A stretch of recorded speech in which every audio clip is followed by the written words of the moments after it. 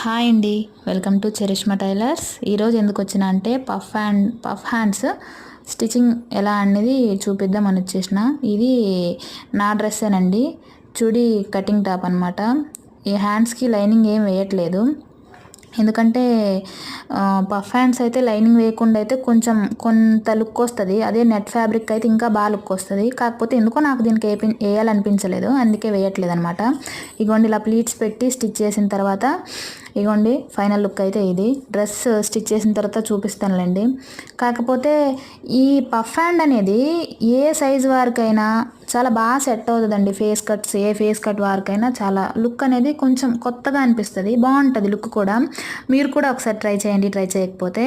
ఇలానే మమ్మల్ని సపోర్ట్ చేస్తూ ఉండండి. Thank you for watching. Please do like, share, comment and subscribe my channel. Thank you for watching. Bye bye.